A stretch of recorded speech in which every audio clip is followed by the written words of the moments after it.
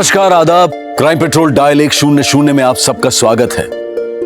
कहते हैं कि बच्चे गीली मिट्टी की तरह होते हैं। जिस तरह एक कुम्हार गीली मिट्टी को रूप देता है, उसी तरह से सही परवरिश बच्चे के भविष्य का निर्माण करती है। लेकिन कच्ची मिट्टी से बने हुए बर्तन बिना आग में तपे किसी काम के नहीं होते। तो क्या ठीक वैसे ही एक अच्छी और सही परवरिश को भी किसी अग्नि परीक्षा से गुजरने की जरूरत पड़ सकती है?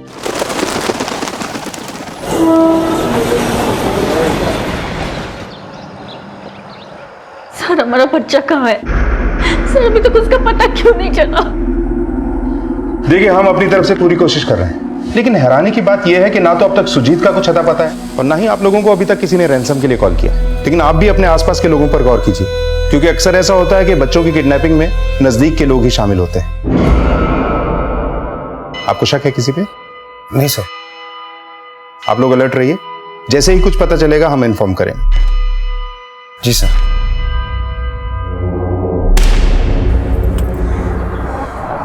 क्या हुआ? वो जो पुलिस वालों ने कहा उसके बारे में सोच रहा था। क्या आपको लगता है कि हमारे बेटे की कोई किडनैपिंग कर सकता है? हाँ। किस पे शक है आपको?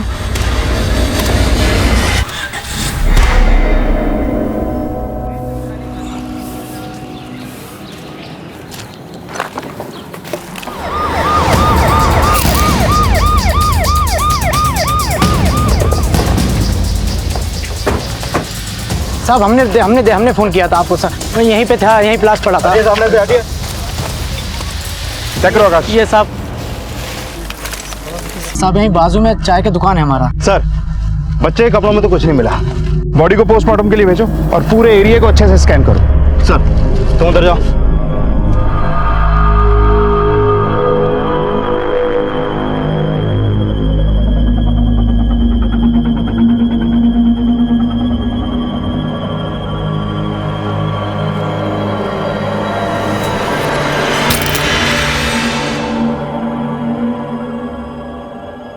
नहीं सर, ये हमारा बच्चा नहीं है सर। अगर ये बच्चा सुजीत नहीं है तो है कौन?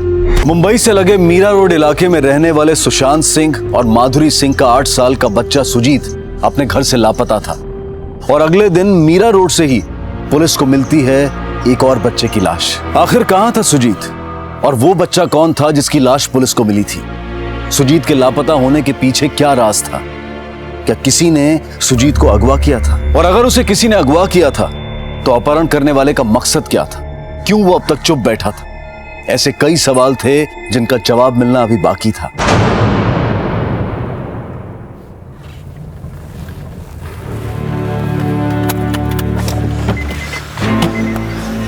क्या बोला पुलिस वालों ने? कहाँ सुजीत? वो बोले कि सुजीत का अभी भी कुछ पता नहीं चला और वो जो लाश उन्हें मिली थी वो किसी और बच्चे की थी। देखा भैया, अरे मैं तो पहले ही कहा था कुछ नहीं होगा सुजीत को। आप टेंशन ले रहे थे, जल्दी आ जाएगा वो। तुझे कैसे मालूम कि उसे कुछ नहीं होगा? जब से मेरा बच्चा गायब हुआ मैंने तेरे चेहरे पर कोई टेंशन ही नहीं देखी। अरे कैसी बातें कर रहे हो भैया? मुझे अपने भतीजे की टेंशन नहीं होगी तो किसको होगी? बता सुजीत कहाँ है? बता ना यार। ये क्या कर रहे हैं आप? अरे चुप रहिए बाबा। पापा कुछ बता क्यों नहीं?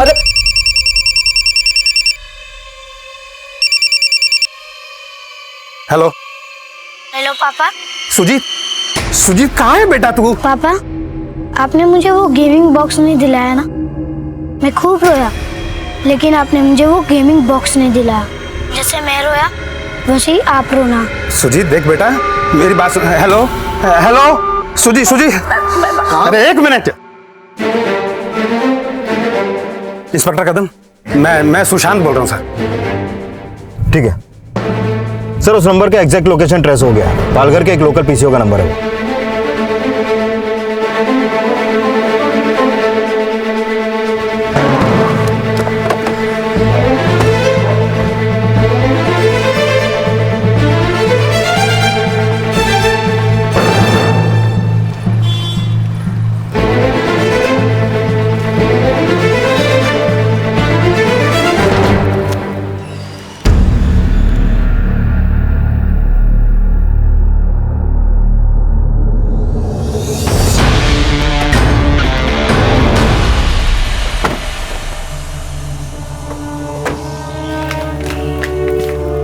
कहाँ चला गया था तू?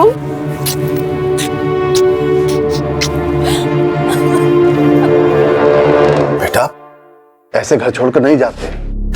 ले बेटा पानी पी ले। मम्मी वो मेरा गेमिंग बॉक्स। ये ले बेटा, तेरा गेमिंग बॉक्स पहले से ही लाके रखा था। दादी ये देखो मेरा गेमिंग बॉक्स। अच्छा जी। सर, इस बच्चे की लाश जो मैं मार्केट के पीछे कूड़े वाले एरिया में मिली थी, इसका पता चल गया। सर, लाश मिलने के 3 दिन ही पहले यानी कि 17 नवंबर की शाम को बच्चा गायब हुआ था, जिसके बाद 20 नवंबर की सुबह हमें इसकी लाश मिली। सर, इस बच्चे की मिसिंग कंप्लेंट कांदरपाड़ा थाने में दर्ज हुई थी। मैंने इसके परिवार वालों को यहाँ पर बुलाया था, उन्होंने बॉडी की शिनाख्त कर ली है। बच्चे के अगेंस्ट फैमिली को कोई रैंसम कॉल आया? नहीं सर, कांदरपाड़ा पुलिस को लग रहा था कि यह सब दुश्मनी में किया गया, लेकिन इस एंगल में भी उन्हें कोई सबूत नहीं मिला। आकाश, मुझे लगता है कि इस बच्चे की किडनैपिंग रैंसम के लिए ही की गई थी। इससे पहले कि किडनैपर कुछ देख समझ के कॉल कर पाता, उसके हाथों बच्चे का खून हो गया और उसने बच्चे की लाश को वहीं ठिकाने लगा दिया जहां से हमको इसकी बॉडी मिली थी। हो सकता है किडनैपर मीरा रोड, दहीसर या उसके आसपास के एरिया का रहने वाला होगा, क्योंकि यह बच्चा दहीसर में रहता था और 17 तारीख से गायब है। कांदरपाड़ा पुलिस से इस केस की एक कॉपी मंगवाओ। दीदी, इस गेम के लिए 2 प्लेयर चाहिए, चलो ना खेलते हैं। मुझे नहीं खेलना। निनाद हुआ? 5 मिनट बस, 5 मिनट हो जाए। चलो ना दीदी खेलते हैं। मैंने बोला ना मुझे नहीं खेलना है। खेल लेना 10 मिनट। मैंने बोला ना मुझे नहीं खेलना है। आदिति, आदिति,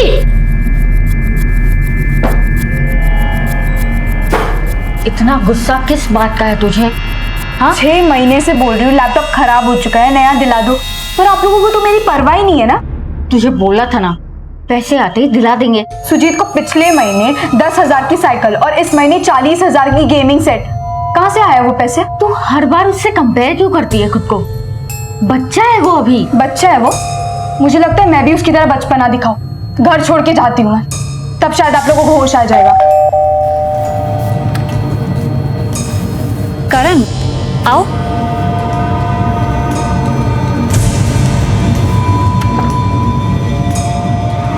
खुद के बेटे को तो इतना सर पे चढ़ा के रखा है कि क्या बताऊं, और शक किया तो मेरे मनीष पे आके। अरे तू इतना गुस्सा काहे को करती रही अंजलि? बोल तो उसको किडनैप कर लेते हैं, उसका काम भी सही हो जाएगा और अपने पास कुछ पैसे भी आ जाएंगे। क्या बोलती है? वाह, इस घर की चाय पीकर इसी घर की थाली में थूको। पापा वो करण मजाक कर रहा था। मजाक कब सच में बदल जाए कुछ पता नहीं चलता है। चाय खत्म हो जाए ना तो सीधे अपने घर चले जाना।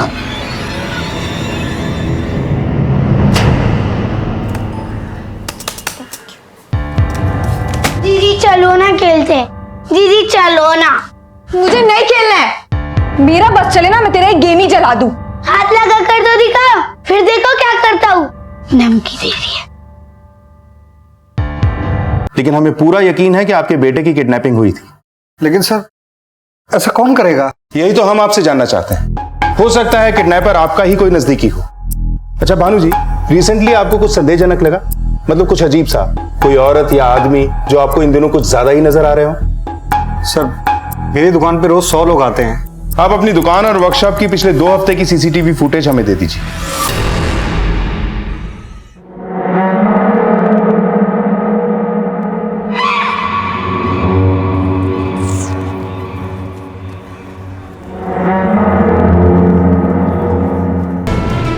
कौन है?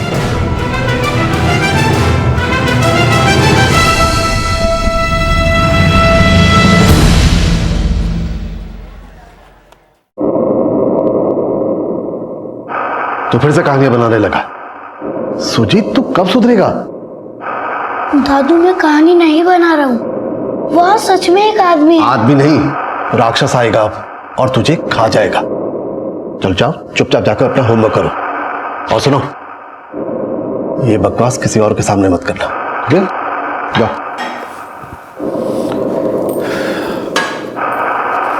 अरे वाह पापा, ये तो एकदम सुधर गया। आपने एक बार में बोल दिया होमवर्क करने चले जाओ और ये चला भी गया। वैसे जल्दी भी आ गया नहीं घर आज। ये अदिति आई क्या? अभी तक तो नहीं आई, आ जाएगी। बहू, एक कप चाय बना दो। हाँ पापा।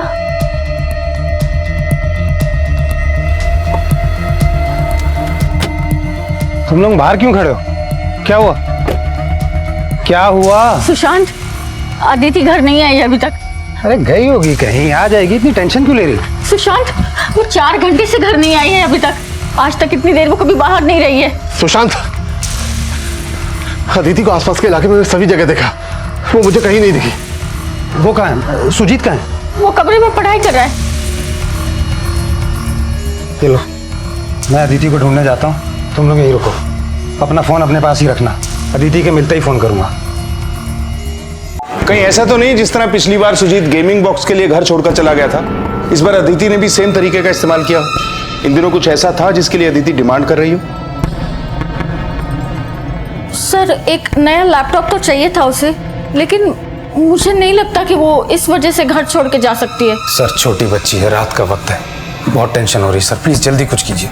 ठीक है, आप अदिति का नंबर हमें दे दीजिए। सबसे पहले हमें उसकी लास्ट लोकेशन ट्रेस करनी होगी। सर, लेकिन वो तो अपना फोन घर पे छोड़ के गई है। उस समय उसका फोन चार्ज पे था। एक काम कीजिए, आप उसका नंबर लिखवा दीजिए और उसकी एक फोटो हमें भिजवा दीजिए। जी सर, मेरे पास मोबाइल पर उसकी कुछ फोटोज हैं सर, ये देखिए सर।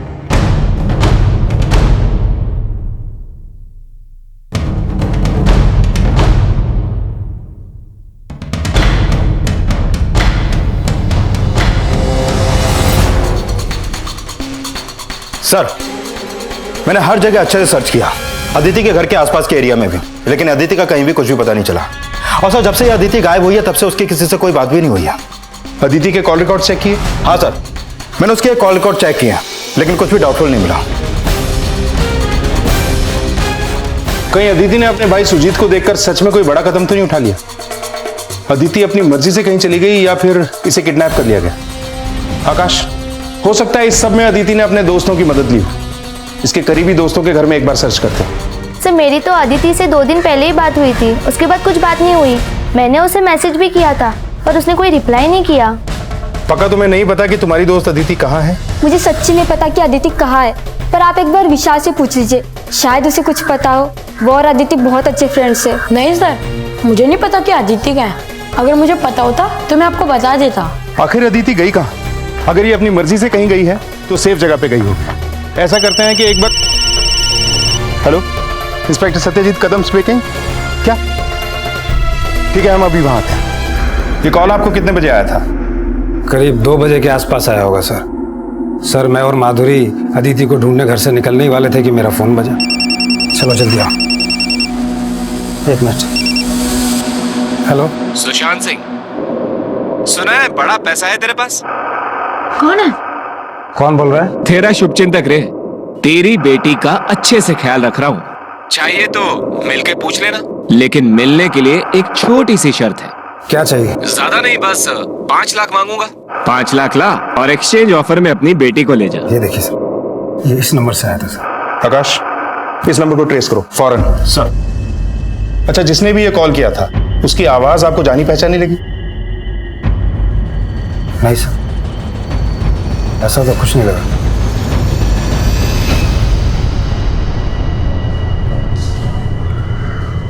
क्या हुआ, इन पेपर्स में क्या ढूंढ रहे हैं? कुछ नहीं, बस पुराना कुछ हिसाब किताब बचा हुआ था, वही ढूंढने की कोशिश कर रहा था। हिसाब? तुमने कौन से किसी को लाखों रुपए उधार दिए हैं जो उसका हिसाब लेके बैठ गए? और वो 2 लाख रुपए कब दोगे मुझे? जल्दी ही दे दूंगा, कोशिश कर रहा हूँ। मनीष, मुझे पता होता ना कि तुम इतने बड़े भिखारी हो तो मैं तुमसे कभी शादी नहीं करती। अंजलि यार, मैं बोल रहा हूँ, कोशिश कर रहा हूँ, थोड़ा टाइम दे दो। देखो मनीष, अगर तुमसे नहीं होता है ना तो तुम मुझे बता दो, मैं अपना इंतजाम खुद कर लूंगी। अंजलि, अंजलि, अंजलि,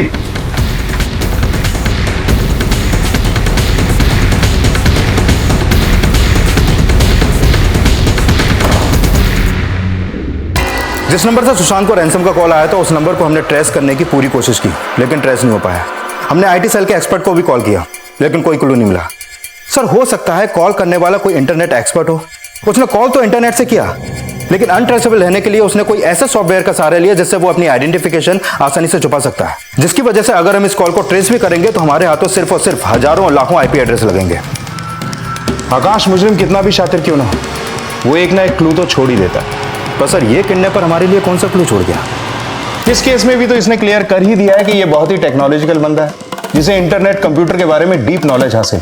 पुलिस को शुरुआत में यह लगा कि अदिति अपने भाई सुजीत की ही तरह घर से भागकर कहीं छुपी हुई है, और ऐसा करके वो अपनी बात मनवाना चाहती है। लेकिन फिरौती की रकम के लिए आए इस फोन कॉल ने इन्वेस्टिगेशन की दिशा ही बदल दी। अब ये केस एक किडनैपिंग का केस बन चुका था। क्या वाकई में अदिति किडनैप हुई थी या फिर ये महज एक गलत परवरिश का नतीजा था? आखिर अदिति घर लौटकर क्यों नहीं आई थी? कहां थी वो इस वक्त? और सुजीत जिस किडनैपर के चंगुल से बचकर निकला था वो कौन था? क्या अदिति, सुजीत और तुषार्थ के बीच कोई कॉमन कड़ी थी?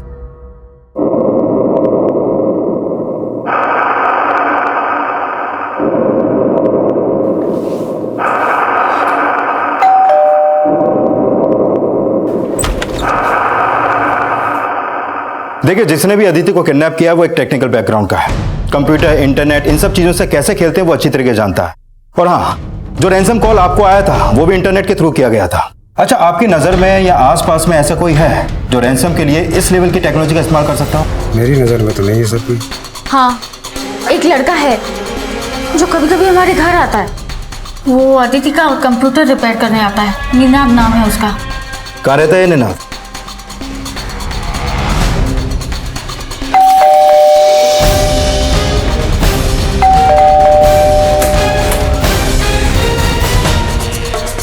जी कहिए। निनाद आपका बेटा है? जी हाँ। बुलाइए उसे, मिलना है हमें। बात क्या है? क्या हुआ? निनाद? जी मैं ही निनाद। हमें तुम्हारा कंप्यूटर चेक करना है। जी जी चलिए। पासवर्ड डालिए।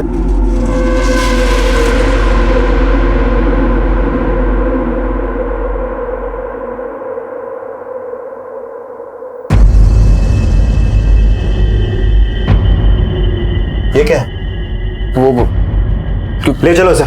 सर सर मेरी बात सर लेकिन निनाद, तुम्हारी उम्र बहुत कम है। भलाई इसी में है कि सब कुछ सच सच बता दो। बोलो, अदिति कहाँ है? सर मुझे नहीं पता। मैंने अदिति की किडनैपिंग नहीं की सर मैंने तो बस कॉल किया। सुशांत सिंह, सुना है बड़ा पैसा है तेरे पास? कौन बोल रहा है? तेरा शुभचिंतक रे। क्यों किया था कॉल? सर मुझे पता चल गया था कि अदिति के घर में बहुत सारा कैश है।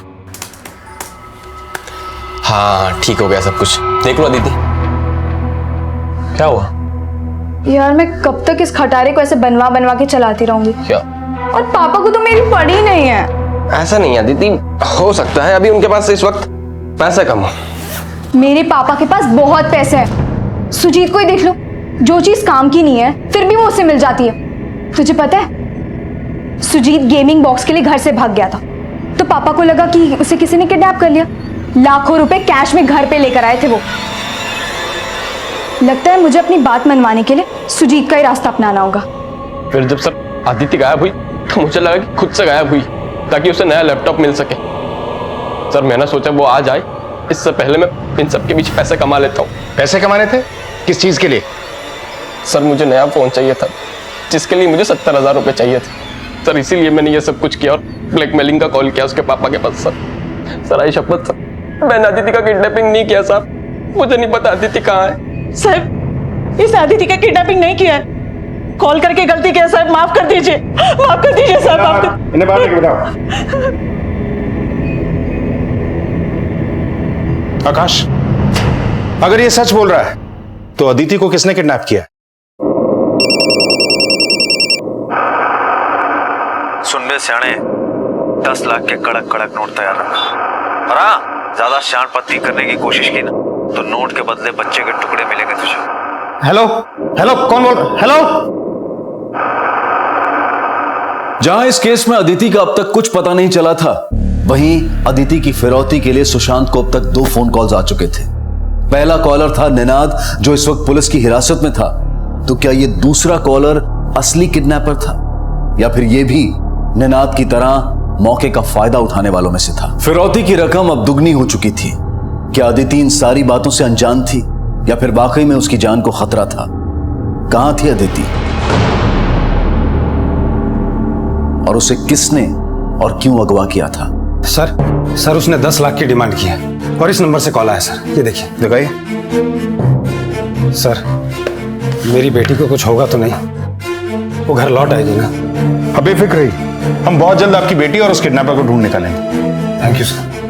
चलिए थैंक यू। आकाश, फौरन इस नंबर को ट्रेस करो। सर।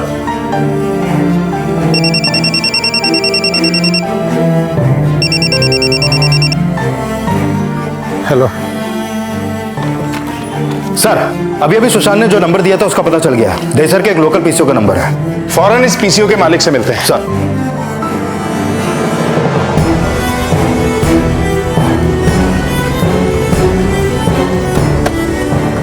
सर, दिन भर में 100 से ज्यादा कस्टमर्स आते रहते हैं, हम किस को याद करते रहेंगे। आकाश, पिछले 10 दिनों में ये तीसरा मामला है कि किसी बच्चे के गायब होने की खबर आ रही। सुजीत अपनी मर्जी से गया था और उसे हमने ढूंढ निकाला, और अब अदिति मिसिंग है। क्या त्रुशांत और अदिति के केसेस में कोई सिमिलरिटीज हैं? क्या कहीं से भी ये दोनों केसेस इंटरलिंक्ड हो सकते हैं? सर, मुझे भी स्ट्रॉन्ग पॉसिबिलिटीज लगती है, क्योंकि जिस एरिया से सुशांत को रैंसम का वो दूसरा कॉल आया था वो एरिया भी कांदरपाड़ा ही है, सेम एरिया जहां पर भानु की ज्वेलरी शॉप है। वैसे तो ये एंगल तुक्के वाला है, पर हो सकता है कि ये तुक्का सही निशाने पर जा लगे। आकाश, भानु और सुशांत दोनों की फैमिलीज को क्रॉस चेक करो। हो सकता है कि दोनों फैमिलीज में कोई ऐसा लिंक मिले जहां से इन दोनों फैमिलीज के रास्ते एक दूसरे से होके गुजरते हैं। दीदी, पता नहीं क्यों पर मुझे ऐसा लगता है कि इन सब के पीछे उस निनाद का हाथ नहीं है। मुझे लगता है कि मामला कुछ और है, कोई और है जो ये सब कर रहा है। आज का टाइम किसी पे भरोसे करने लायक नहीं है। कौन सी बात अपने पास के लोगों को दूर कर दे, कोई नहीं जानता है। आप कहना क्या चाहती हैं? साफ साफ कहिए। समझदार को इशारा काफी होता है अंजलि, और मुझे लगता है कि तुम समझदार हो। तो आप कहना चाहती हैं कि अदिति के किडनैप होने के पीछे हमारा हाथ है ना? मुझे नहीं पता, लेकिन मुझे इतना पता है कि अगर मेरी बेटी का एक भी बाल बांका हुआ ना, तो मैं किसी को नहीं छोड़ूंगी। पिछली बार भी सुशांत भाई ने बिना कुछ सोचे समझे मनीष पे उल्टे पुल्टे इल्जाम लगा दिए थे, लेकिन इस बार कोई भी इल्जाम लगाने से पहले सोच लीजिए आप। मैं बर्दाश्त नहीं करूंगी। तुम लोगों को बस तू मैं सोच रही है। लड़की अभी तक घर नहीं आई है, पता नहीं वो कहां होगी, किस हाल में होगी।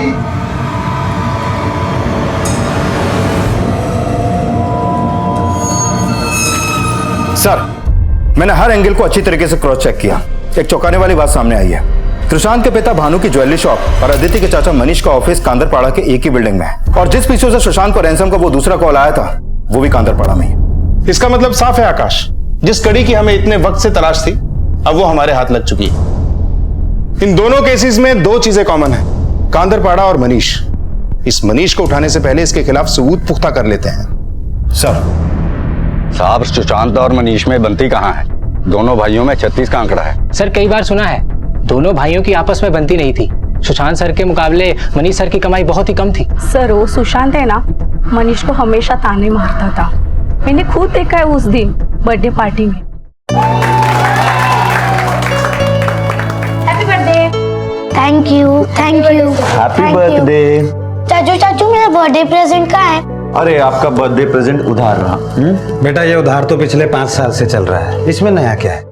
कोई बात नहीं बेटा, आपका चाचू कंगला है, पापा ने। बाहर जाके देखो आपके लिए क्या आया।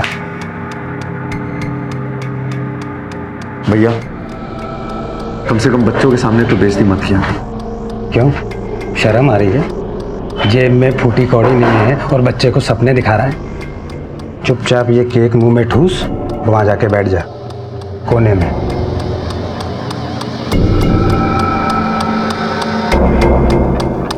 सर, ये दोनों भाई रहते तो एक ही छत के नीचे हैं, लेकिन दोनों के स्टेटस में जमीन आसमान का फर्क है। बड़ा भाई सुशांत काफी अच्छा कमाता है, वहीं पे छोटा भाई मनीष महीने की सिर्फ 22,000 रुपए की नौकरी करता है, और उसके ऊपर काफी कर्जा भी है। सर, एक ही छत के नीचे इतना फर्क? इस मनीष की कुंडली निकालो, कुछ ना कुछ हाथ जरूर लगेगा। सर, मैंने मनीष के कॉल रिकॉर्ड और लोकेशन डिटेल्स अच्छी तरीके से चेक की है। एक चौंकाने वाली बात सामने आई है। वो क्या? वो ज्वेलर्स भानु का बेटा त्रिशांत 17 नवंबर को अपने घर जाते समय गायब हुआ। लेकिन सर, गौर करने वाली बात यह है कि 17 नवंबर को जिस जगह से त्रिशांत गायब हुआ था, लगभग उसी समय मनीष का फोन भी उसी एरिया में एक्टिव था। ये देखिए सर। और ये नहीं सर, जिस पीछे से सुशांत को 10 लाख रुपए का वो दूसरा रैंसम कॉल आया था, उस एरिया में भी मनीष का फोन एक्टिव था। केस आईने की तरह साफ है आकाश, ये सब कुछ मनीष का किया धरा है। उठा के लाओ उसे। सर, मैंने कुछ नहीं किया सर, मैं सच कह रहा हूं, मैंने कुछ नहीं किया सर। ए मनीष, सब सच सच उगल दे, अब तू हमसे नहीं बच सकता। तेरा सारा कच्चा चिट्ठा हमें पता चल चुका है। सर, मैंने उस ज्वेलर के बच्चे को किडनैपिंग की। क्यों किया था? पैसे के लिए सर। सर मेरे बड़े भैया सुशांत भैया बहुत अच्छा कमाते, किस्मत हमेशा उनका साथ देती और मेरे खिलाफ रहती। फिर मैं एक मामूली सी नौकरी करता हूँ जिसमें 20-22 हजार रुपए मिलते हैं और मुश्किल से मेरा गुजारा हो पाता। सर मेरी बीवी को टीचर की जॉब लगने वाली थी जिसके लिए उसे 2 लाख रुपए की जरूरत थी और मैं नहीं दे पा रहा था। इस वजह से वो मुझे बहुत ताना मारती थी। भैया ये स्ट्रॉबेरीज कितने के दिए? मैडम 180 रुपए। जी हाँ जी 180 रुपए। मनीष पैसे दो। गुप्ता जी का फोन आया था, वो कह रहे थे कि 2 लाख रुपए का इंतजाम हुआ या नहीं। तो तुमने क्या कहा? वही जो तुम मुझसे रोज कहते हो कि जल्दी ही हो जाएगा। मनीष देखो, अगर वो 2 लाख रुपए का इंतजाम हो गया ना तो वो नौकरी फिक्स हो जाएगी। हाँ वो तो मिलेगी। मनीष तुम ऐसे मेरी बातों को नजरअंदाज नहीं कर सकते। देखो, या तो तुम मुझे वो 2 लाख रुपए दे दो या फिर मैं तुम्हें हमेशा के लिए छोड़ के चली जाऊंगी। अंजलि हटो। अंजलि। सर मैं अपने पैसों की तंगी से बहुत परेशान था सर। मैं सोच रहा था कहीं से मुझे ढेर सारे पैसे मिल जाएं जिससे मेरी बीवी ताना मारना छोड़ दे और मेरे पैसे की प्रॉब्लम भी सॉल्व हो जाए। तभी मेरी नज़र ज्वेलरी शॉप पे पड़ी सर, जो मेरी ऑफिस के बिल्डिंग के ग्राउंड फ्लोर पे थी। फिर सर मेरी नज़र ज्वेलरी शॉप के मालिक और उसके बच्चे पर पड़ी सर। मैंने देखा उस ज्वेलरी शॉप का मालिक अपने बच्चे से बहुत प्यार करता है। वो रोज उसे 100 रुपए देता है पॉकेट मनी के लिए। मैंने सोचा कि अगर इसका बच्चा किडनैप हो जाए तो इसके लिए 8-10 लाख देना कोई बड़ी बात नहीं है।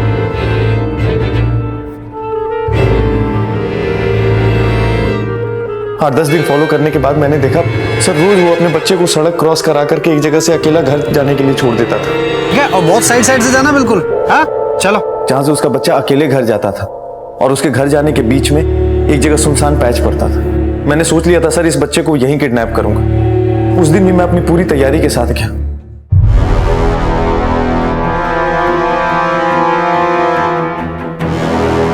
चलो बाय बाय।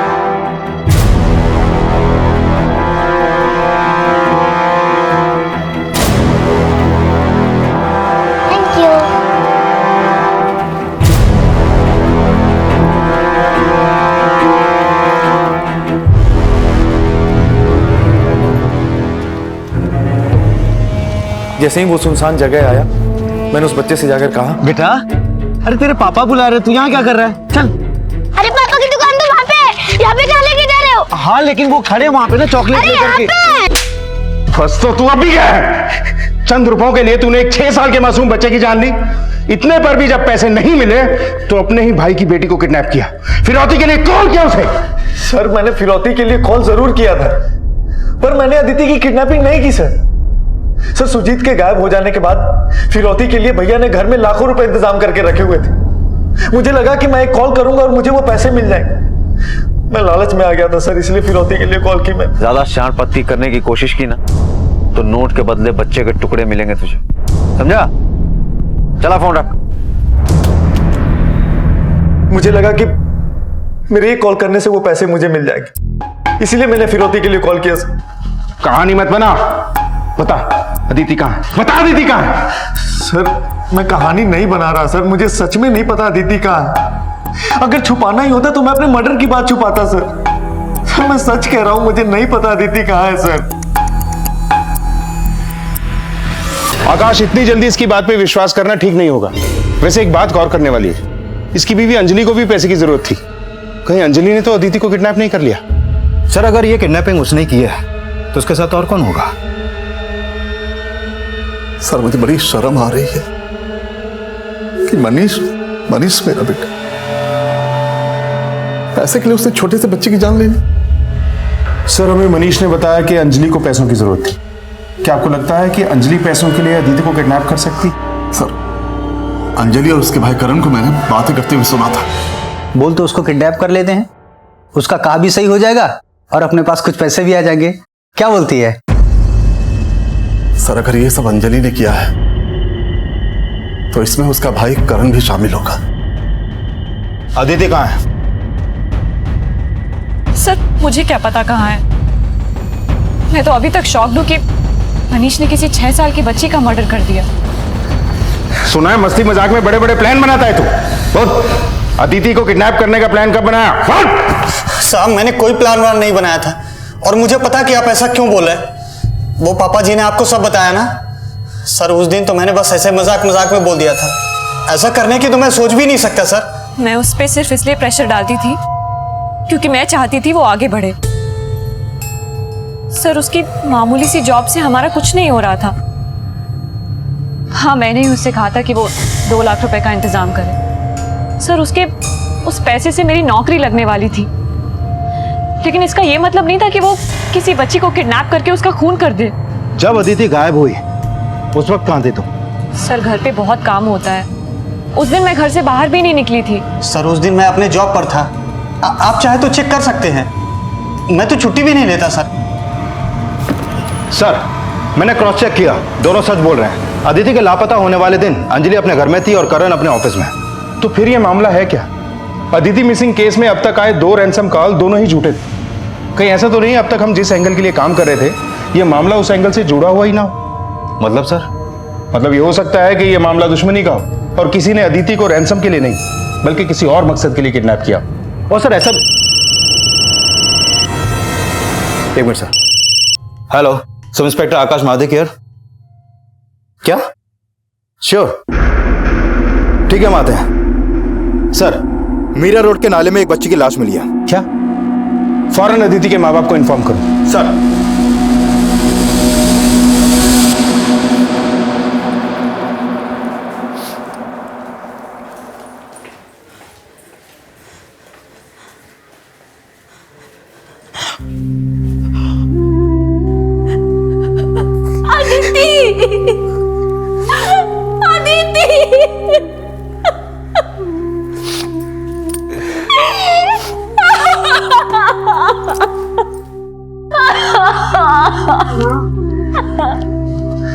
मत रो माँ।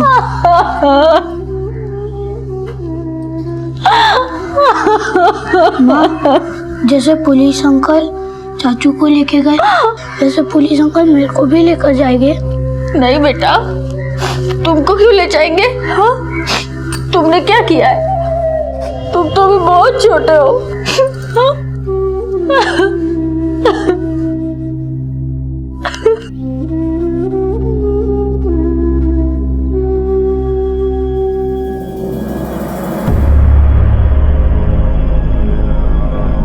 बेटा, मुझे तुझे एक बात बतानी है।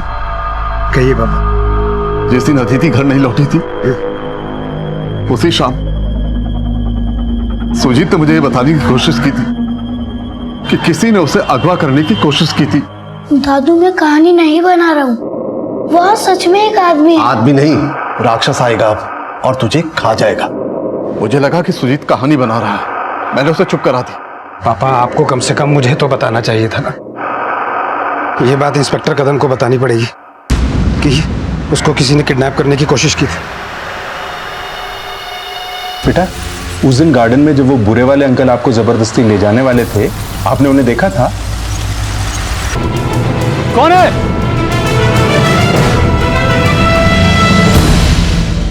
कौन से बुरे अंकल? वही अंकल बेटा जो आपको जबरदस्ती ले जाना चाहते थे। मुझे तो कोई अंकल ले जाने नहीं वाले थे। बेटा आप शायद भूल रहे हैं, याद करो अभी कुछ दिन पहले की बात है। सेम उसी दिन जिस दिन से आपकी दीदी घर नहीं लौटी है, आपने अपने दादू से बोला भी था। दादू झूठ बोल रहे, मैंने उनको कुछ नहीं कहा था। सुजीत,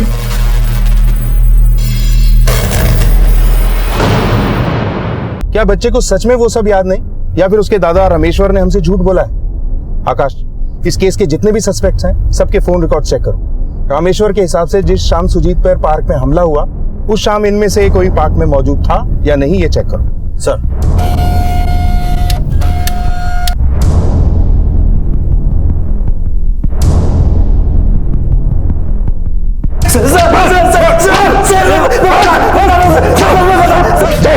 सच बोल वरना तेरी खाल उधेड़ दूंगा।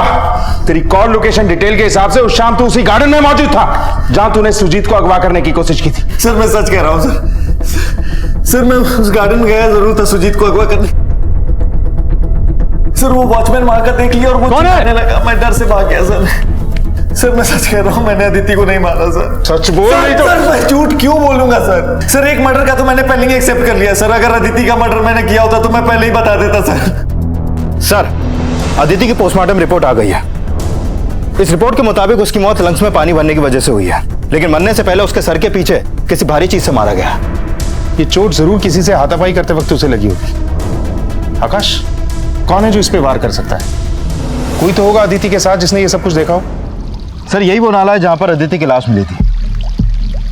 नाला कुछ खास गहरा नहीं है, पर हो सकता है इसमें दलदल हो और अदिति उसमें फंस गई हो। आसपास घर तो हैं लेकिन बहुत दूर हैं, और रात में इस एरिया में अंधेरा होगा और सुनसान भी रहा होगा, इसलिए किसी ने कुछ देखा भी नहीं होगा। और सर, वो पार्क जहां पर सुजीत को किडनैप करने की कोशिश की थी, वो भी पास में ही है। सुजीत के पेरेंट्स के अकॉर्डिंग यही वो गार्डन है जहां सुजीत अक्सर खेला करता था, और यहीं से उसे किडनैप करने की कोशिश की गई, जो कि उसका चाचा कबूल कर चुका है कि उसने की थी।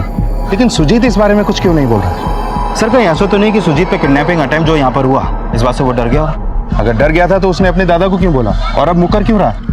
सर, गौर करने वाली बात है कि सुजीत की बहन की लाश हमें जहाँ पर मिली, वो यहाँ से उसके घर जाने वाले रास्ते के बीच में पड़ती है। तो सर, हो सकता है कि घर जाते वक्त उसने अपनी बहन पे किसी को अटैक करते हुए देखा, और उसे उस वक्त इस बात की सीरियसनेस समझ में नहीं आई। लेकिन अब जब उसकी बहन की लाश मिल गई है तो वो इस बात से और डर गया, और इसलिए हमसे वो सारी बातें छुपा रहा है। अगर ऐसा है तो दोनों ही जगह पर एक चीज कॉमन है, सुजीत। सुजीत, सुजीत बेटा, दरवाजा खोलो। क्या हुआ? देखिए, दरवाजा अंदर से बंद करके रखा हुआ है, सुजीत खोल ही नहीं रहा है। क्या? सुजीत, सुजीत बेटा, सुजीत खोलो। मैं पीछे का दरवाजा चेक करता हूँ। सुजीत, सुजीत बेटा, दरवाजा खोलो। सुजीत, सुजीत, पीछे का दरवाजा भी बंद है। जाओ।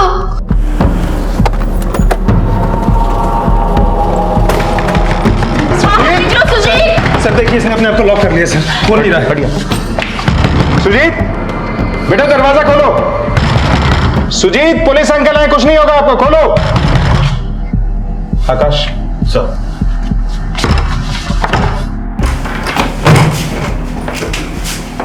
क्या हुआ बेटा? किसी ने कुछ कहा आपको?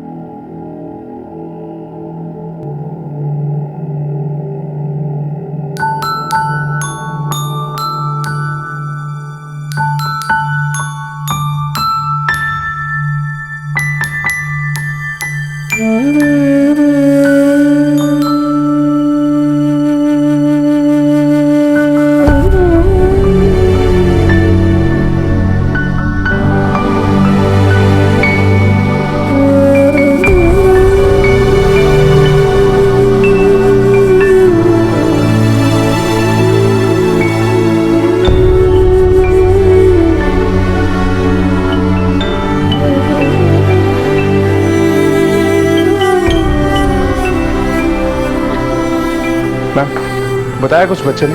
कैसा है वो? बच्चा बहुत डरा हुआ है। एक्चुअली जिस रात उस पर किडनैपिंग का अटेम्प्ट हुआ था, उस रात जब वो पार्क से घर जा रहा था, तब रास्ते में वो अपनी बहन से टकराया था। तू मेरा पीछा कर रहा है? दीदी, वहाँ पर एक अंकल मेरे को पकड़ने वाले थे। दीदी, फिर से चालू तेरी बकवास कहानियां। ऑलरेडी तू उस गेम बॉक्स के लिए किडनैपिंग की कहानी बनाया था, अब ये नई कहानी बना के तू क्या चाहता है? तेरी वजह से मुझे एक लैपटॉप नहीं मिला।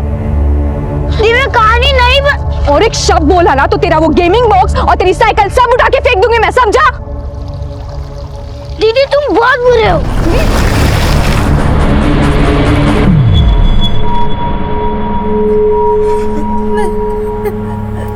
सुजीत,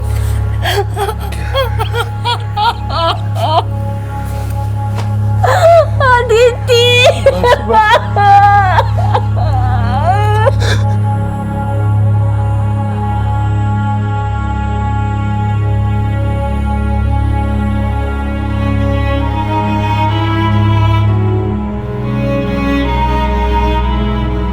हम अपने बच्चों को उंगली पकड़कर चलना सिखाते हैं, उनके सुख दुख का ख्याल रखते हैं, उन्हें अच्छे बुरे की सीख देते हैं, उनके सुरक्षित भविष्य की कामना करते हैं। लेकिन सिर्फ इतना ही काफी नहीं है, कभी कभी उनकी उंगली को छोड़ना भी चाहिए, उन्हें गिरने देना चाहिए, तभी वो गिरकर संभलना सीख पाएंगे। प्यार के साथ साथ डांट का संतुलन भी बेहद जरूरी है, उनकी मनमानियों को अनदेखा करना भी जरूरी है। सिर्फ अच्छे भविष्य की कामना कभी काम नहीं आती, उन्हें मेहनत की अहमियत समझाना भी बहुत जरूरी है। क्योंकि बिना मेहनत के मिली हुई किसी भी चीज की कोई कीमत नहीं होती। जिस तरह एक किसान बीज बोने से फसल काटने तक पूरे धैर्य और समझदारी से काम लेता है, उसी तरह से हमारे बच्चों का भविष्य हमारी परवरिश पर निर्भर करता है। वो क्या बनेंगे, क्या करेंगे, इससे ज्यादा जरूरी है कि वो कैसे करेंगे और क्यों करेंगे। इसी विचार के साथ अब मैं अनूप सोनी आपसे विदा लेता हूं। फिर मुलाकात होगी अगले एपिसोड में एक और चौंका देने वाले केस के साथ। तब तक अपना और अपने परिवार का ख्याल रखें और देखते रहें क्राइम पेट्रोल डायल 100। सबक एक को सीख हम सबको। जय हिंद। संकेतों और संभावनाओं को नजरअंदाज करना हम में से ज्यादातर लोगों के स्वभाव का हिस्सा है, फिर वो चाहे सिगरेट के पैकेट पर छपी हुई वैधानिक चेतावनी हो या फिर सड़क के बीच लगा ट्रैफिक का सिग्नल। हम इन्हें देखते तो हैं, लेकिन इनका पालन करने की बजाय या सतर्क होने की बजाय इन्हें नजरअंदाज करके आगे बढ़ जाते हैं। जुर्म के मामले में भी ऐसा ही होता है। जुर्म हमें अपना शिकार बनाए उससे पहले कुछ संकेत या कुछ बुरा होने की संभावनाएं हमारे रास्ते में आती हैं, जिन्हें या तो ना देख पाने या फिर देखकर भी अनदेखा करने की वजह से हम जुर्म का शिकार बन जाते हैं। इस बात का सटीक उदाहरण है कानपुर एटा हाईवे पर घटी वो घटनाएं जिन्होंने ना सिर्फ पुलिस को सकते में ला दिया, बल्कि लोगों के दिलों में वो दहशत भर दी कि लोग इस हाईवे पर आने से भी डरने लगे।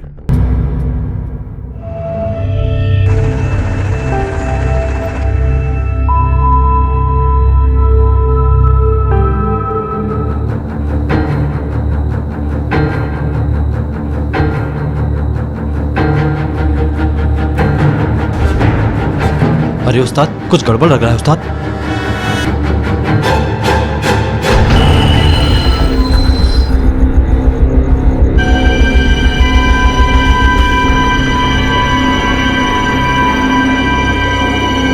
Hello,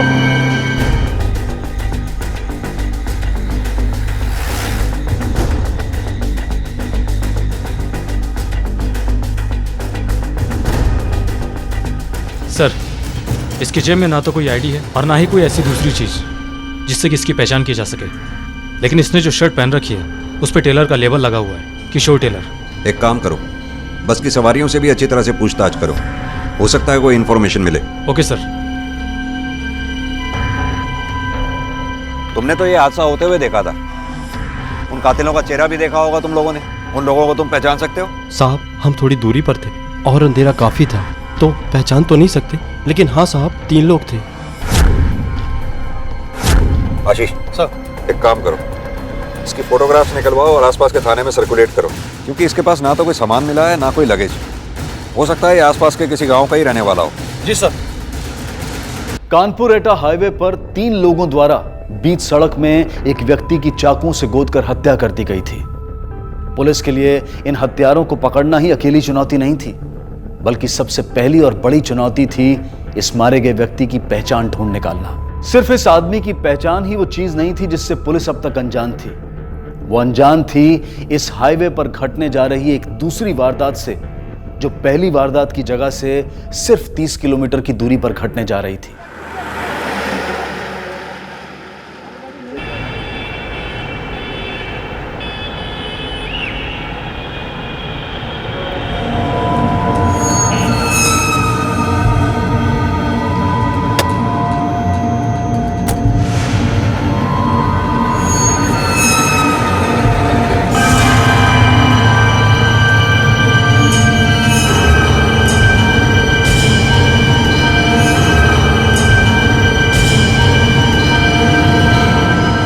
hello police.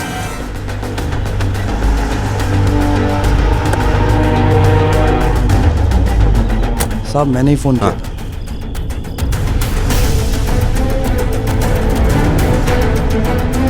तुषार, ये तो मर चुका है।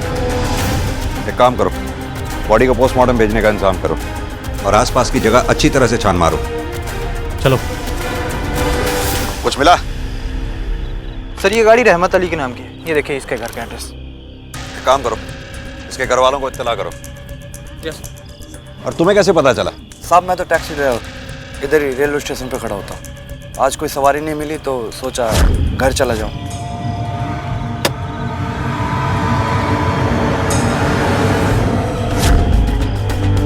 यहाँ आइए जल्दी। हाँ तुषार। सर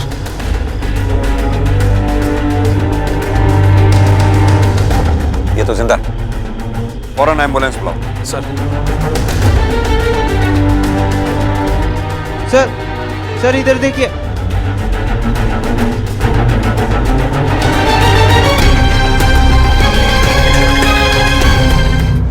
हॉस्पिटल से खबर आई है, उस औरत की हालत ठीक नहीं है। चाकू से करीब 15 वार हुए उसकी बॉडी पर। खून काफी बह चुका है, इसलिए बचने के चांसेस कम है। और जो आदमी उसके साथ मिला था उसकी भी हालत ठीक नहीं है। और सर जो आदमी मारा गया था उसकी भी पोस्टमार्टम रिपोर्ट आ चुकी है। उसकी मौत भी चाकू के वार के चलते हुई थी, लेकिन कोई खास बात सामने नहीं आई है। एक ही हाईवे पर 24 घंटे के अंदर 2 वारदातें। एक काम करो, चारों विक्टिम्स के फोटोग्राफ्स न्यूज़पेपर्स में पब्लिश कराओ। कानपुर और एटा दोनों शहरों के पब्लिक प्लेसेस पे भी इन्हें लगवाओ। ज्वेलर से बातचीत करो, क्योंकि विक्टिम्स के पास से हमें कोई सामान बरामद नहीं हुआ है। हो सकता है उनकी हत्या लूट के इरादे से की गई हो, और हत्यारे उनसे लूटा हुआ सामान कहीं ना कहीं बेचने की कोशिश जरूर करेंगे। और एक बात और, उन सभी क्रिमिनल्स को उठाओ जिनका इस तरह का क्रिमिनल रिकॉर्ड है। Okay sir.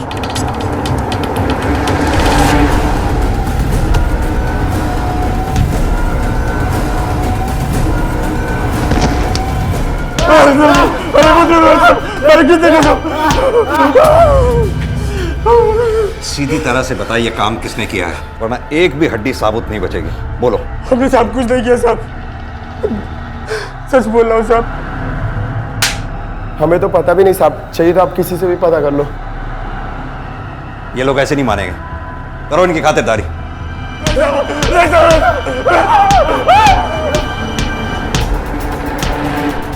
सर सबके बारे में पूछताछ की, इनमें से कोई भी घटना के वक्त हाईवे पर मौजूद नहीं था। सबके घरों की तलाशी भी ली, लेकिन किसी के घर से कुछ भी ऐसा नहीं मिला है जिसके चलते इन्हें दोनों मामलों में से किसी से भी जोड़ा जा सके। यानी या तो ये काम बाहरी लोगों का है, या फिर ये मामला कुछ और ही है।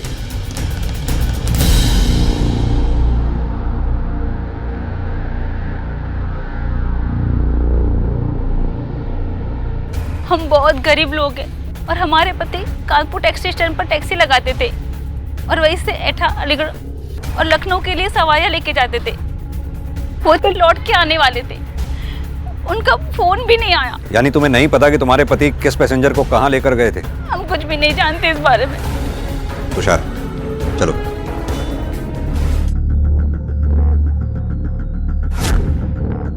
फिर बच्चा कहाँ है? आपका बच्चा?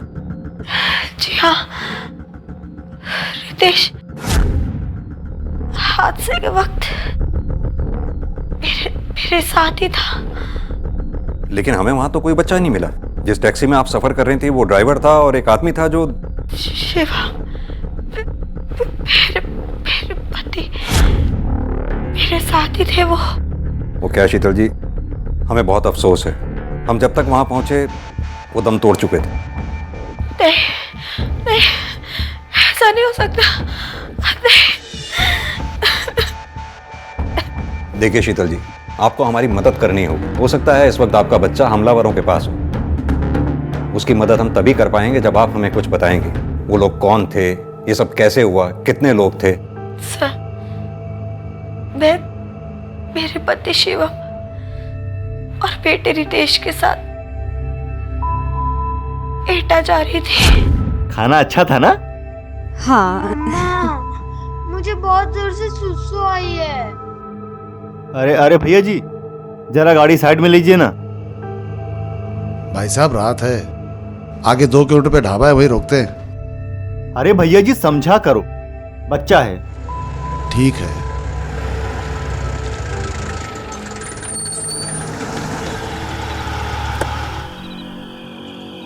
अच्छा बेटा।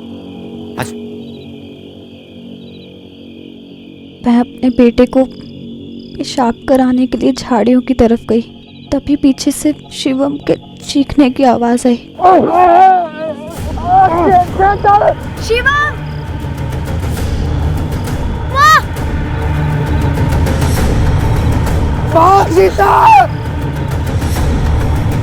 प्लीज मेरे बच्चे को बचा लीजिए।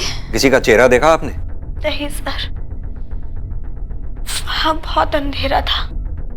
उसने पूरे चेहरे पर गमछा बांधा हुआ था।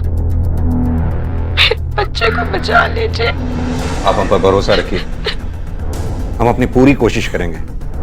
आप चिंता ना करें।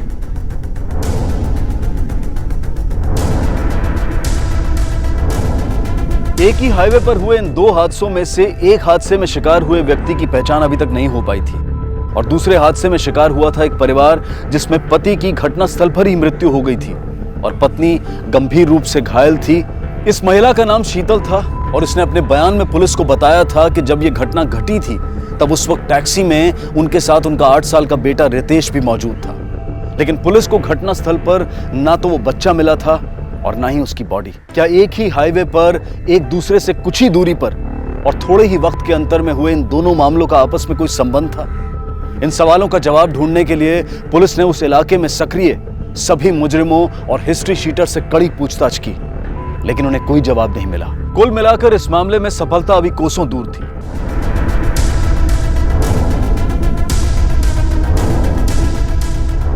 जी हाँ साहब, ये शर्ट हमने इसे लिए। किसके लिए? सर एक साहब आते हैं जय सिंह, उनके लिए सिया था। क्या ये वही है? हाँ साहब, ये तो वही है। ये कहाँ रहता है? कहाँ रहता है ये तो पता नहीं, लेकिन साहब ये भी पुलिस वाले थे। पुलिस वाले? हाँ साहब।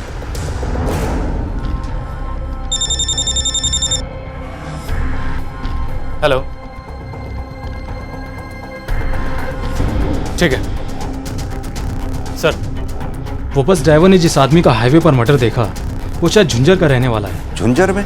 हाँ सर, एटा से करीब 40 किलोमीटर की दूरी पर ये गांव है। एक बात और सर, जिस आदमी की वो शर्ट थी उसका पता चल गया, एक पुलिस वाला था। पुलिस वाला? सर हेडक्वार्टर से ये फैक्स आया है। जयसिंह, सब इंस्पेक्टर एटा पुलिस। घटना वाले दिन से बिना किसी को इत्तला किए गायब है। उसके घर वालों को भी उसके बारे में कोई जानकारी नहीं।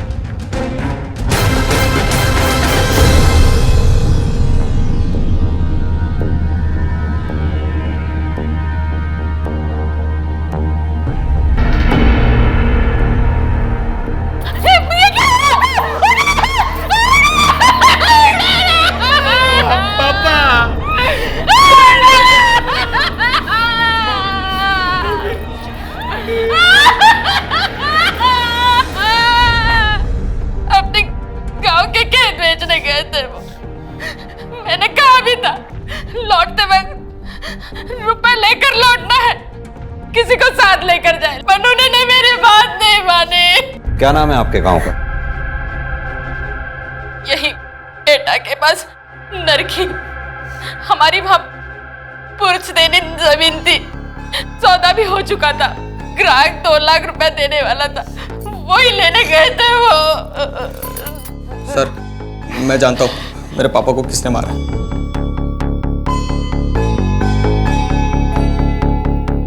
किसी पे शक है तुम्हें? शक नहीं है सर, पूरा विश्वास है। मेरे चाचा ने मेरे पापा को मारा है। वो तो पहले ही अपने हिस्से की जमीन बेचकर खा चुके थे और उनकी नजर अब मेरे पापा के हिस्से पर थी। चाचा ने पूरी कोशिश की कि पापा को ग्राहक ना मिले, लेकिन पापा को एक ग्राहक मिला था। इसी वजह से चाचा बहुत चिढ़ चुके थे।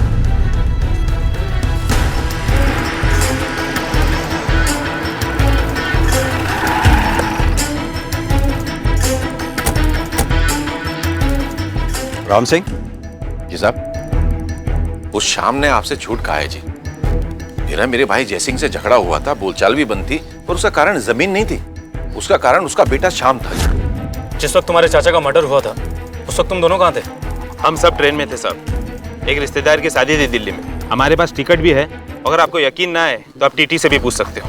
इतने करीबी रिश्तेदार की शादी थी, फिर भी तुमने अकेले भेजा बच्चों को। तुम खुद क्यों नहीं गए उनके साथ? साहब मैं भी जाने वाला था, पर जिस रात जाना था उसके एक दिन पहले गठिया का दर्द उठ गया। मैं चलने फिरने की हालत नहीं था, तो ऐसी हालत में कैसे जाता मैं? इसलिए नहीं गए या जयसिंह को मारने की वजह से नहीं गए? कैसी बात कर रहे हैं आप? जयसिंह मेरा भाई था और हमारे बीच में कोई ऐसी बात नहीं थी जी। और ये जमीन वाली बात तो शाम ने झूठ फैलाई है। तो फिर सच क्या है?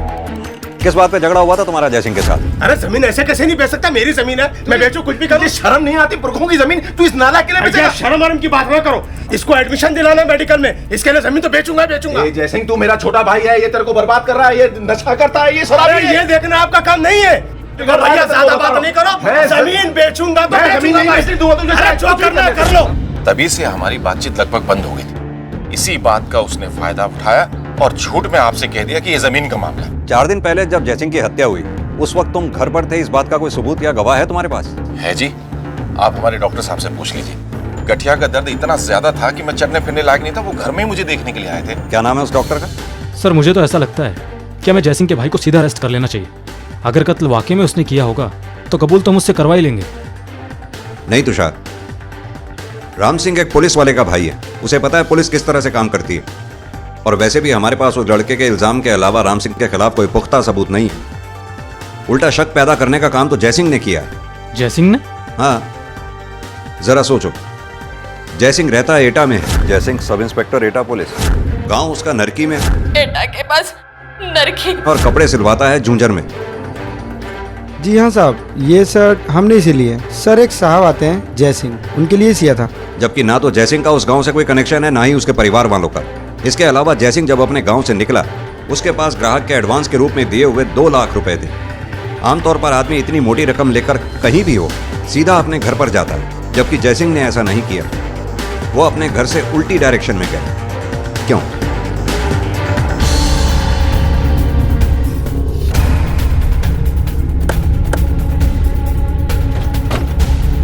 अरे इधर आओ सब लोग। आज से 4 दिन पहले इस आदमी ने यहाँ से टैक्सी ली थी, पहचानते हो उसे? नहीं सर, मैंने तो इसे नहीं देखा। साहब इसे देखा तो है, ये गणपत की गाड़ी में गया था साहब। कहाँ मिलेगा ये गणपत? मैं गणपत हूँ साहब। क्या हुआ साहब? इस आदमी को पहचानते हो? जी साहब, 4 दिन पहले यहीं से लेकर गया था मैं इसे अपनी गाड़ी में। लेकिन बात क्या है साहब? इस आदमी का खून हो गया है 4 दिन पहले। इसे तुम कैसे मिले थे, कहाँ लेकर गए थे, सब जानना है हमें। जी साहब, मैं 4 दिन पहले यहीं से लेकर निकला था उनको अपनी गाड़ी में। एक काम करो, गाड़ी को यहीं साइड में रोक दो, मैं इधर ही उतर जाता हूँ, पास में ही जाना है। अरे साहब मैं छोड़ता हूँ ना। कोई बात नहीं, ये ले। अरे साहब मैं छोड़ देता हूँ ना। नहीं कोई बात नहीं, चलिए। वो जहाँ जाना चाहता था उससे बहुत पहले उतर गया था साहब। ठीक है, लेकर चलो मैं जहाँ उसे छोड़ा था। जी साहब। बैठो तुषार।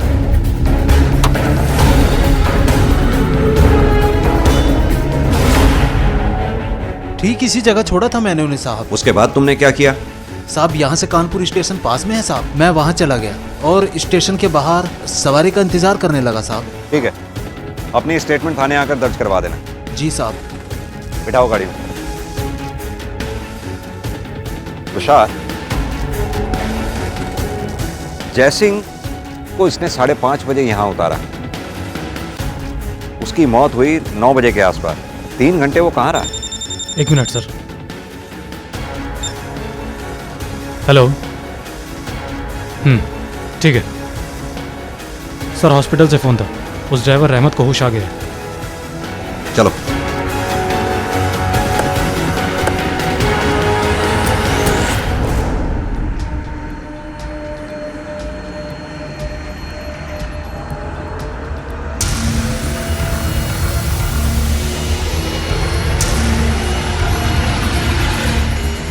जिसको चाय नाश्ता करना है कर लीजिए, ढाबा आ गए, 15 मिनट के लिए गाड़ी रुकेगी, चलिए।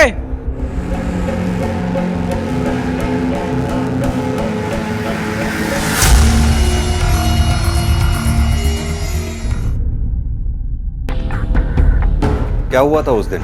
टैक्सी स्टैंड पर खड़े थे, वो लोग आए और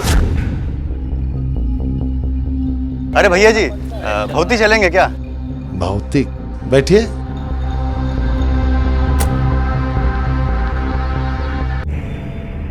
खाना अच्छा था ना? हाँ। मुझे बहुत जोर से सुसु आई है। आजा बेटा। अरे शीतल जल्दी करो।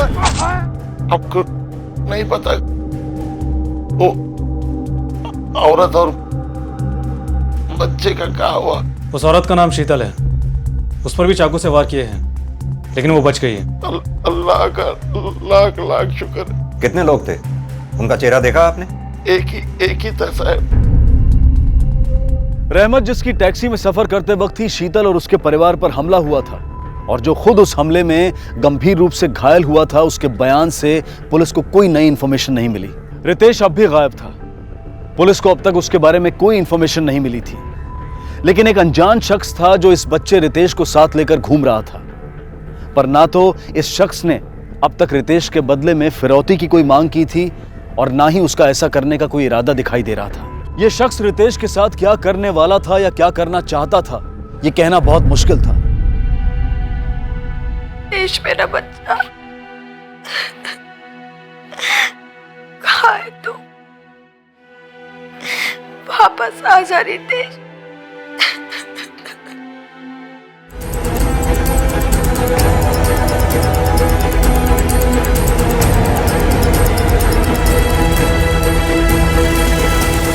सर उस बच्चे का तो कुछ पता ही नहीं चल पा रहा है। कहीं ऐसा तो नहीं कि हत्यारों ने उस बच्चे को मारकर लाश को ठिकाने लगा दिया? नहीं तुषार, अगर उन्होंने उस बच्चे को मारना ही होता तो वो बच्चे को साथ लेकर क्यों जाते। हालांकि ये बात अभी हमें साफ नहीं है कि उस बच्चे को ले जाने के पीछे उनका मकसद क्या था। लेकिन सर एक बात समझ में नहीं आ रही है, अगर कातिलों को फिरौती नहीं चाहिए थी तो बच्चे को लेकर क्यों गए? तुषार, या तो ये कड़ियां आपस में जुड़ी हुई हैं या फिर ये मामला कुछ और है। और सबसे बड़ा सवाल तो ये है कि वो बच्चा इस वक्त है कहाँ। सर मैंने डॉक्टर आनंद से पूछताछ की थी। वो रात को 9 बजे राम सिंह के घर गया था। आप हमारे डॉक्टर साहब से पूछ लीजिए। गठिया का दर्द इतना ज्यादा था कि मैं चलने फिरने लायक नहीं था। वो घर में ही मुझे देखने के लिए आए थे। लेकिन ये भी तो हो सकता है कि डॉक्टर झूठ बोल रहा हो। राम सिंह ने उसे अपने दर्द के बहाने घर पर बुलाया हो और डॉक्टर के जाने के बाद राम सिंह घर से निकला हो, जयसिंह का कत्ल करके वापस आ गया हो। लेकिन सर उसके दोनों बेटे तो सच बोल रहे हैं, क्योंकि उस रात को वो दोनों ट्रेन में ही थे। हम सब ट्रेन में थे साहब। एक रिश्तेदार की शादी थी दिल्ली में। लेकिन यह भी हो सकता है कि जयसिंह के बेटे श्याम ने अपने चाचा राम सिंह को फंसाने के लिए झूठ बोला हो। शक नहीं है सर, पूरा विश्वास है। मेरे चाचा ने मेरे पापा को मारा है। एक काम करो, जयसिंह के बेटे श्याम की कुंडली निकालो, देखो कहीं उसी में तो दोष नहीं है। Okay sir. पुलिस ने जब मारे गए पुलिस वाले जयसिंह के बेटे के बैकग्राउंड की जांच की तो उनके सामने एक ऐसा चौंका देने वाला सच आया जिसकी वजह से ये बेटा अपने पिता की हत्या कर सकता था। अपने बाप का कत्ल तूने ही किया है ना? वो 2 लाख रुपए भी तूने ही उनसे लूटे थे, ड्रग डीलर्स का उधार चुकाने के लिए, है ना? नहीं सर, ये झूठ है सर। सर मैं मानता हूँ कि मैं ड्रग्स लेता हूँ, ये भी मानता हूँ कि मुझ पर कर्जा है। सर इसके लिए कोई बेटा अपने बाप को क्यों मारेगा? ड्रग्स इंसान से कुछ भी करा सकती है, अपने बाप का खून भी। सर मैं मानता हूँ, इसलिए तो ड्रग्स छोड़ने की कोशिश कर रहा था मैं। आप पता करवा लीजिए सर, मैं कितने दिनों से वहाँ पर नहीं गया हूँ। सर मैंने मेरे पापा को नहीं मारा सर, मुझ पर यकीन कर लीजिए सर प्लीज़, मैंने मेरे पापा को नहीं मारा। ठीक है, जा अभी। सर क्या लगता है आपको, ये जो बोल रहा है वो सही है? तुषार, फिलहाल इसे झूठा साबित करने के लिए हमारे पास कोई सबूत नहीं है। एक काम करो, 24 घंटे इस पर नजर रखो। Yes sir.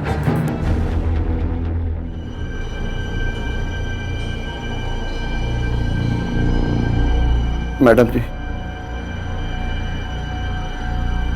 हम अल्लाह से दुआ करेंगे कि आपका बेटा आपको जल्दी मिल जाए। खुदा हाफिज।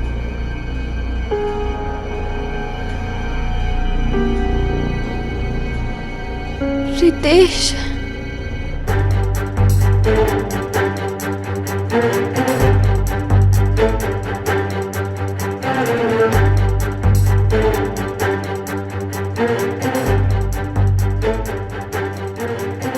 आप इसको जानते हैं? हाँ साहब, इस आदमी को तो मैं देखा साहब। यहाँ पर रहता तो नहीं था, लेकिन अक्सर आ जाया करता था साहब। हमारी दुकान से सिगरेट वगैरह खरीद कर यहाँ से चला जाता था साहब। कहाँ जाता था, कुछ मालूम है? अब ज़्यादा तो नहीं मालूम साहब, लेकिन सुना है किसी संध्या नाम की ओर से चक्कर था साहब उसका, वहीं पर जाता होगा साहब। ये संध्या रहती कहाँ पे? देखो, यहाँ हम तुम्हारे और जयसिंह के रिश्ते की बात करने नहीं आए, हम यहाँ जयसिंह के खून की तफ्तीश करने के लिए आए। साहब उन्हें जब छुट्टी मिला करती थी तब वो मुझे घर पर मिलने आया करते थे। 14 तारीख को भी आया था? हाँ साहब, करीबन 6 बजे आए थे।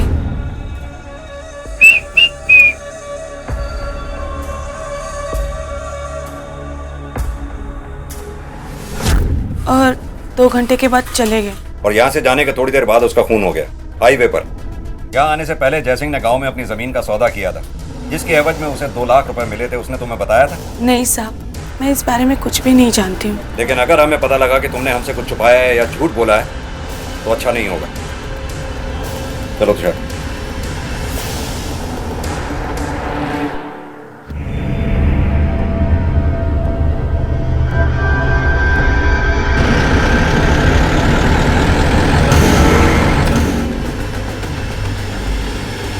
कैसे हुआ ये सब? मैं आराम से गाड़ी लेके आ रहा था सर, सडनली मेरी गाड़ी के सामने आकर टकरा गई। या तो ये किसी चाकू से वार किया गया है या फिर किसी धारदार हथियार से। एक काम करो, बॉडी को पोस्टमार्टम के लिए भेजो। Okay sir. सर हमने डॉग स्क्वाड के साथ मिलकर उस एरिया को अच्छे से छान मारा, लेकिन कुछ भी नहीं मिला। ना तो उस औरत का कोई सामान मिला है और ना ही उसका मोबाइल। जो गाड़ियां रोज वहां से गुजरती थी, जो लोग वहां से गुजरते थे, हमने उनसे भी बातचीत की, लेकिन किसी ने कुछ भी नहीं देखा सर। तुषार, इस हफ्ते में ये तीसरी वारदात हुई है। मुझे लगता है ये मामला शायद किसी गैंग का है। मुझे भी ऐसा ही लगता है सर। एक काम करो, अपने खबरियों को एक्टिव करो। इन तीनों मामलों से जुड़े हर शख्स को दोबारा से इंटेरोगेशन के लिए बुलाओ। सभी के कॉल रिकॉर्ड चेक करो। Yes sir.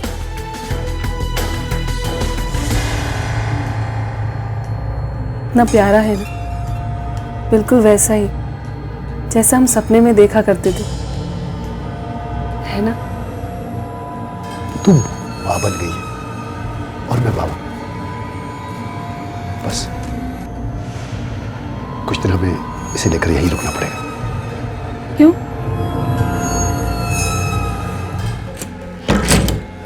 सुन, थोड़ा वक्त तो लगेगा ना। अभी इसके मन में अपने मम्मी पापा की याद ताज़ा है, इसलिए बार बार मामा के पास जाना है, मामा के पास जाना कहता रहता है। अब अगर हम इसे अपने घर लेके गए और आस पड़ोस को पता चल गया तो मुश्किल हो जाएगी, इसलिए कुछ दिन हमें यहीं रुकना पड़ेगा। बस उसके बाद कोई दिक्कत नहीं है, समझी? सर। हाँ तुषार। सर कॉल डिटेल्स और लोकेशन रिकॉर्ड चेक हो चुके हैं, लेकिन सब क्लियर है। इनमें से किसी ने भी कोई ऐसा कॉल नहीं किया जिससे कि शक उस पर किया जा सके, और फोन लोकेशन से भी कुछ नहीं मिला है। तीनों घटनाओं के वक्त इनमें से कोई भी उस घटनास्थल पर मौजूद नहीं था, सिवाय उस बस ड्राइवर के और कंडक्टर के, जिन्होंने जयसिंह का कत्ल होते हुए देखा था। यानी कि ये सब सच बोल रहे हैं? लगता तो ऐसे ही है सर, क्योंकि शीतल के बेटे रितेश का अब तक कुछ पता नहीं चला, और जयसिंह पर जिन हत्यारों ने हमला किया था उनका भी कोई सुराग नहीं मिला।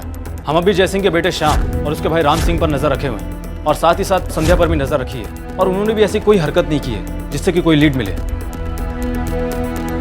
यानी कि अब हमारे पास इन मामलों में आगे बढ़ने के लिए कोई रास्ता नहीं बचा सिवाय एक के। ये श्रीधर से कहो जरा रिपोर्ट करे। Okay sir.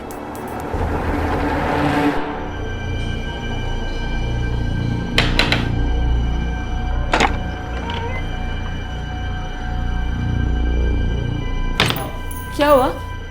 बहुत परेशान लग रहे हो। एक गिलास पानी लेके आओ।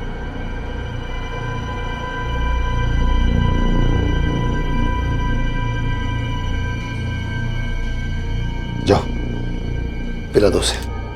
पिला दो? हाँ हाँ पिला दो उसे।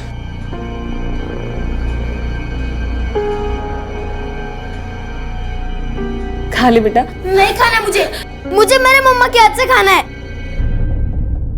अब तक की जांच से पुलिस को लगने लगा था कि हाईवे पर हुई इन सारी वारदातों का जिम्मेदार कोई एक ही गिरोह है, जिसके मन में कानून को लेकर ना तो कोई डर है और ना ही पुलिस को लेकर कोई खौफ। इस हाईवे पर एक हफ्ते में 3 वारदातें हो चुकी थी, जिनमें 3 लोग अपनी जानें गंवा चुके थे, और पुलिस की हर संभव कोशिश के बाद भी उनके हाथ कोई सफलता नहीं लगी थी। और ना ही उस बच्चे रितेश के बारे में कुछ पता चला था, जो इस वक्त एक जोड़े के साथ उनके घर में रह रहा था, जो कि उसके साथ ऐसा बर्ताव कर रहे थे जैसे कि वो उनका अपना बच्चा हो। दूसरी तरफ जयसिंह की हत्या को लेकर भी पुलिस पर उंगलियां उठ रही थी कि अगर पुलिस अपने ही एक साथी को इंसाफ नहीं दिला पा रही है तो एक आम आदमी की सुरक्षा को लेकर उन पर कैसे यकीन किया जा सकता है। इन्वेस्टिगेटिंग टीम पर हर तरफ से दबाव पड़ भी रहा था और हर बीतते दिन के साथ बढ़ भी रहा था, और यह भी डर था कि कहीं ऐसा एक और हादसा ना हो जाए। कहाँ है बेटा तू?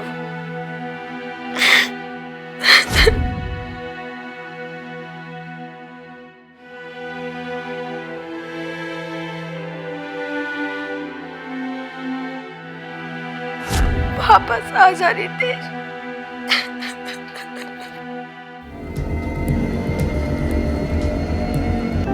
चलो बस से चलते हैं। अरे बस से क्यों जाएंगे, टैक्सी लेते हैं ना। वो देखो सामने टैक्सी स्टैंड है, चलो। ए भैया। हाँ साहब, एटा चलोगे क्या? चलेंगे साहब। कितने लोगे? 450 लगेगा साहब। ठीक है चलो, चलिए साहब। अरे नहीं नहीं, इसे मेरे पास रहने दीजिए। बैठिए, आइए।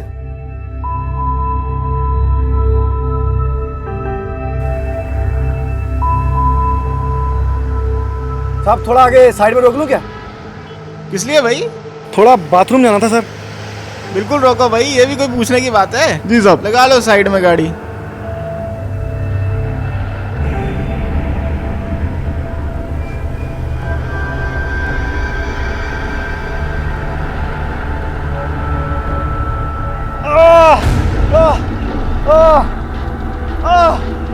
तुम अभी रुको, यहीं रुको, मैं भी आता हूँ। मैं कहा तुम रुको यहाँ पे। अरे अभी चलती हो तुम्हारे। मैं कहा तुम यहीं पे रुको, मैं भी आता हूँ। रुको जरा, पर जल्दी आना। मैं आ रहा हूँ, रुको। क्या हुआ? साहब किसी ने क्या हुआ? तुम्हें डंडा मारा साहब? किसने मारा तुमको? छोड़ो मुझे, बचाओ, बचाओ मुझे। उषा!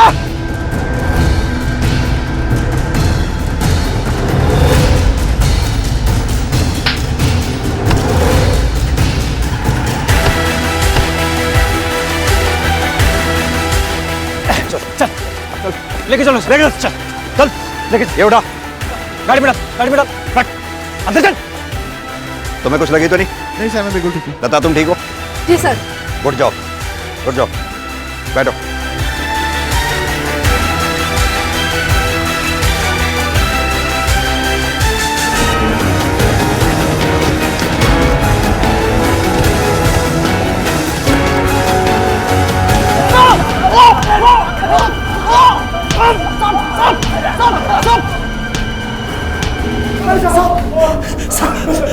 साहब हमको माफ कर दो साहब। हमारा एक गैंग है साहब, जिसमें हमारे अलावा और भी कई टैक्सी ड्राइवर शामिल है साहब। जब भी कोई ड्राइवर किसी सवारी को लेकर जाता तो उसके पीछे पीछे 2-3 ड्राइवर और निकल जाते और उससे आगे निकलकर उन जगहों पर जाकर छुप जाते थे साहब। मैडम 1 मिनट जरा टॉयलेट जाता हूँ थोड़ा गाड़ी।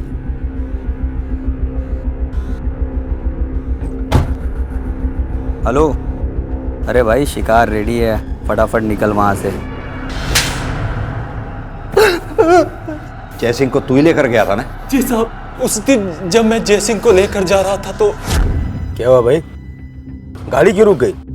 पता नहीं साहब, मुझे लगता है कि कुछ खराबी आ गई है। मैं इधर ही उतर आता हूँ, पास में ही जाना है। अरे साहब मैं छोड़ता हूँ। कोई बात नहीं।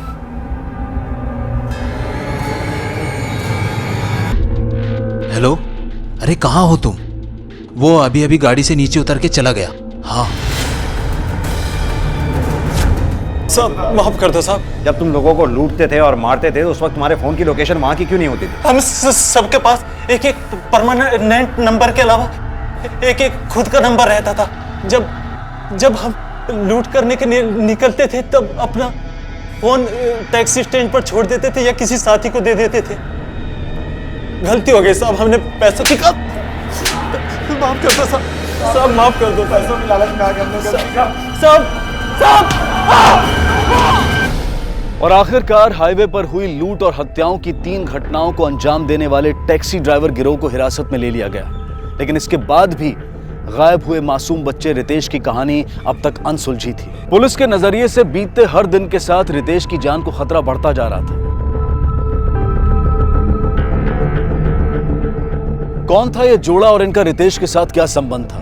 इन सवालों के जवाब तभी मिल सकते थे जब पुलिस रितेश तक पहुंच पाती, जिसकी फिलहाल कोई संभावना दिखाई नहीं दे रही थी। क्या टैक्सी ड्राइवरों का एक गिरोह अब भी कुछ छिपा रहा था? क्या हुआ, इतने परेशान क्यों लग रहे हो? कुछ नहीं, इस बच्चे की वजह से पुलिस से ढूंढ रही है, और अगर ये पुलिस को मिल गया ना तो हम लोग मारे जाएंगे। पुलिस हमें पकड़ेगी और हमारी सारी जिंदगी जेल में कटेगी। तो क्या, इसे ठिकाने लगाना पड़ेगा। मतलब कुछ नहीं। मतलब इसे मार दोगे? हम इसे तुम्हें छूने नहीं देंगे। मनोहर छोड़ो इसे, ये हमारा बच्चा है। मरना है तुझे। छोड़ो इसे मनोहर, छोड़ो हमारे बच्चे को।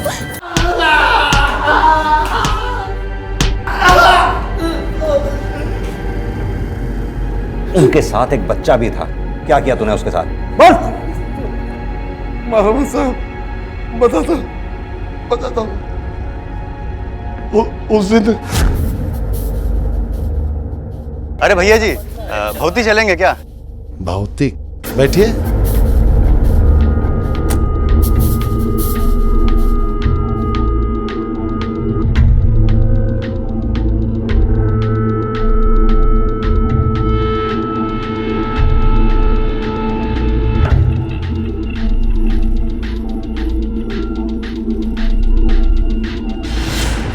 अरे शीतल जल्दी करो। रितेश चल यहाँ से, भाग भाग जल्दी। और फिर मनोहर बच्चे को लेकर चला गया। हॉस्पिटल से निकल के सबसे पहले मैंने मनोहर को कॉल किया।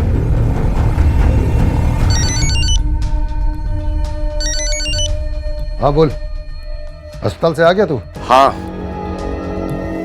और तुम्हारी बेवकूफी के चलते हम सबको जेल जाना पड़ेगा। काय को लेकर तू बच्चे को, तुम पुलिस कुत्ते की तरह सूंघते घूम रही हो बच्चे को। और वो बच्चा अगर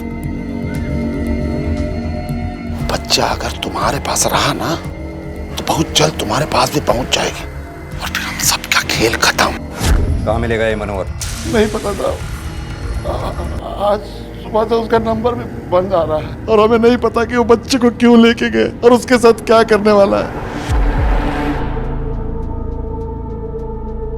हेलो सर, जिस लड़के को आप ढूंढ रहे हो रितेश को, उसको मैंने भगरमंडी इलाके में देखा है।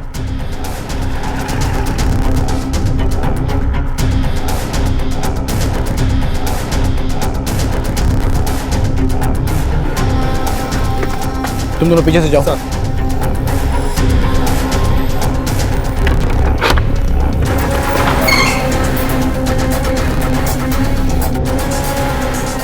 पूरे घर की तलाशी लो ठीक से। तिवारी चेक करो। Okay sir.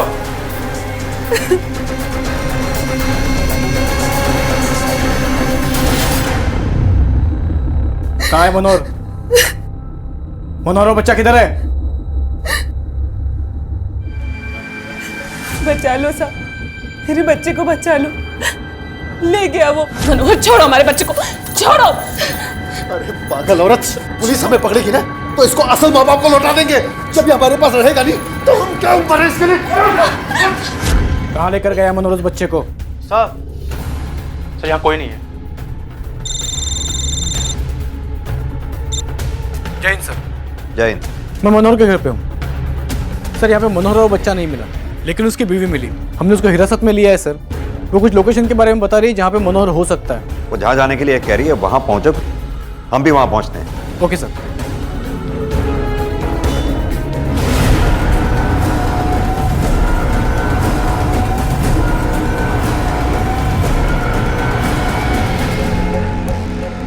तुझे माँ बाबा के पास ले चलता हूँ। छोड़ दे, छोड़ दे। अगर आप लोग आगे बढ़े ना, इस बच्चे को मार दूंगा। देख मनोहर, मान जा, बच्चे को छोड़ दे। मैं अभी भी कह रहा हूँ। मनोहर छोड़ दो उसे, हमारा बच्चा नहीं है। तू लेके आई ना इनको? इस पिल्ले के लिए इतना वो अपने पति को धोखा दे रही है तू? मनोहर, अभी भी कह रहा हूँ छोड़ दे इसे, वरना गोली मार दूंगा मैं। नहीं, छोड़ दे।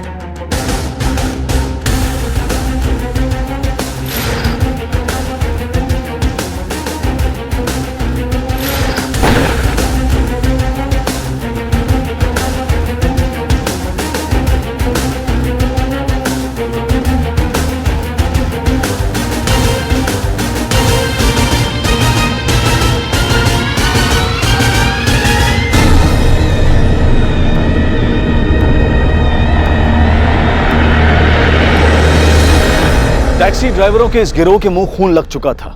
हर एक वारदात को अंजाम देने के साथ इस गिरोह के सदस्यों का लालच बढ़ता ही जाता और साथ ही ये यकीन भी मजबूत होता जाता कि वो कभी पकड़े नहीं जाएंगे। और इसी लालच और आत्मविश्वास की वजह से वो एक के बाद एक वारदातों को अंजाम देते चले गए। दूसरी तरफ इसी गैंग के एक और सदस्य मनोहर ने उस मासूम रितेश का अपहरण करके इस जुर्म के रंग को और गाढ़ा और घिनौना बना दिया। उसे लगा कि ऐसा करके वो अपनी पत्नी और अपने जीवन में संतान ना होने की कमी को पूरा कर पाएगा, लेकिन ऐसा नहीं हो पाया। बुराई के सिक्कों को बटोर कर सुख की दौलत कभी जमा नहीं की जा सकती। बुराई का अंत और अंजाम हमेशा बुरा ही होता है। और अब मनोहर और इस टैक्सी ड्राइवर गिरोह के सभी सदस्य अपना बाकी का जीवन जेल की सलाखों के पीछे बिताएंगे। हमारा मकसद आपको डराना नहीं है, लेकिन जीवन में थोड़ी सतर्कता बेहद जरूरी है। जब भी आप किसी टैक्सी या किसी दूसरे साधन में सफर करें तो उस वाहन का नंबर अपने परिवार के किसी सदस्य या दोस्तों को जरूर भेजें, और साथ ही उस सफर के रास्ते के बारे में और लगने वाले अनुमानित समय के बारे में अपने करीबी लोगों को पहले से अवगत कराना सतर्कता का वो कदम है जो हमें हमारी यात्रा के दौरान सुरक्षित रख सकता है। इसी विचार के साथ मैं अनूप सोनी अब आपसे विदा लेता हूं। फिर मुलाकात होगी अगले एपिसोड में एक और चौंका देने वाले केस के साथ। तब तक अपना और अपने परिवार का ख्याल रखें और देखते रहें क्राइम पेट्रोल डायल 100। सबक एक को सीख हम सबको। जय हिंद। इस तरह के और भी एपिसोड देखने के लिए हमारे चैनल को सब्सक्राइब करें और बेल आइकन दबाना ना भूलें।